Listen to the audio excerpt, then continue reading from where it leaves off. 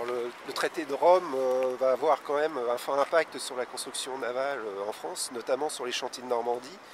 Il va y avoir le livre blanc de la construction navale qui va un peu redéfinir les aides à donner à la construction navale. L'Europe n'est pas trop favorable aux aides données à la construction navale, notamment en France.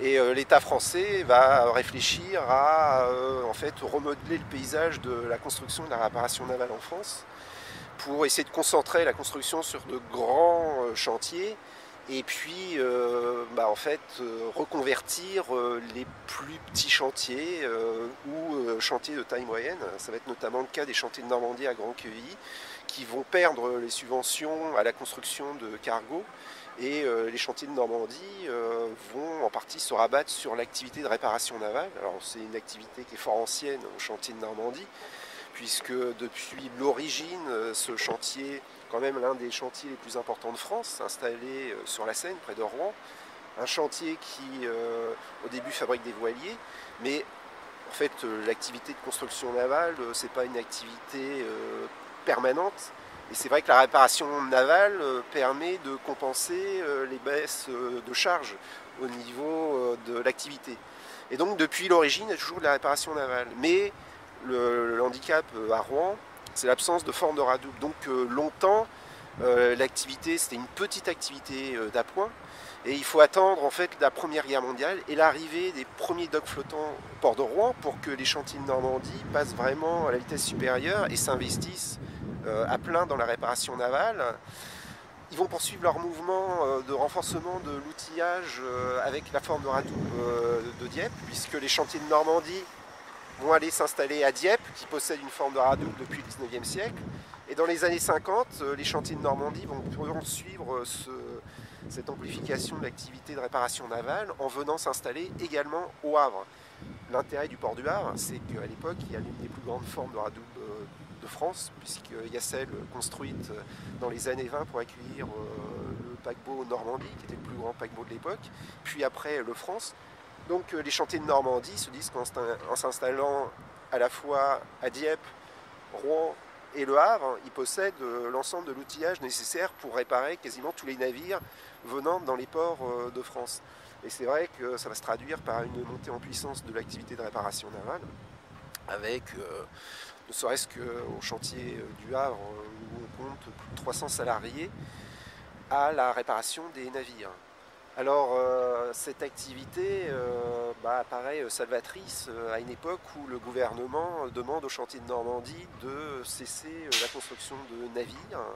Et donc ça va être une bouée de sauvetage pendant quelques années pour les chantiers de Normandie, compenser les baisses de réparation navale par la réparation de navires.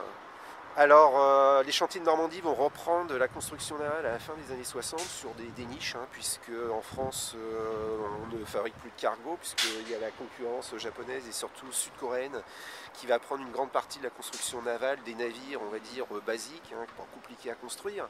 Et les chantiers de Normandie vont se replier sur la construction de navires beaucoup plus techniques, des navires de recherche pétrolière, donc des navires très pointus, où il y a vraiment une grosse valeur ajoutée à la construction.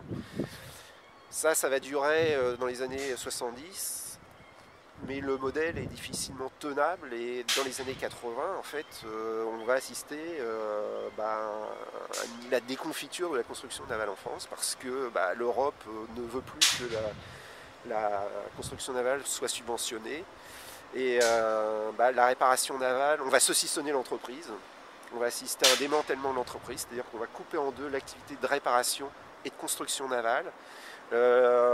L'activité de construction navale à Grand-Quevilly va cesser en 1986,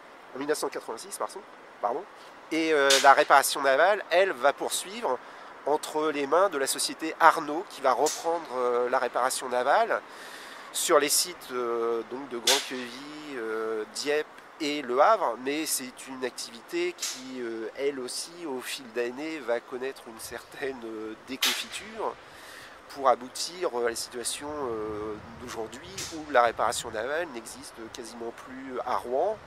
Au Havre, elle a aussi fortement réduit, malgré qu'au Havre, il y avait quand même, c'était des trois ports normands, c'était le port le plus actif au niveau de la réparation navale. Il y avait quand même beaucoup plus d'entreprises liées à cette activité.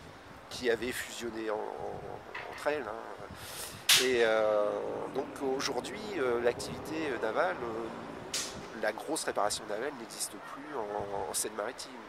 Et s'il y a encore un peu de réparation navale, alors pour prendre l'exemple de Rouen, à Rouen, le dock flottant, puisqu'aujourd'hui il n'y a plus qu'un seul dock flottant, alors que dans les années 50, Rouen avait quand même une des plus grandes capacités de réparation navale de France, avec 4 docks flottants.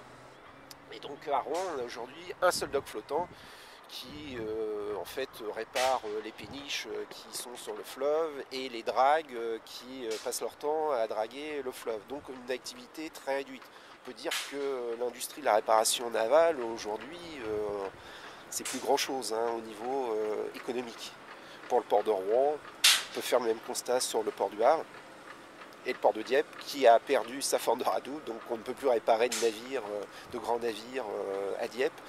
Donc on peut avoir une petite larme en pensant au déclin de cette activité dans notre département.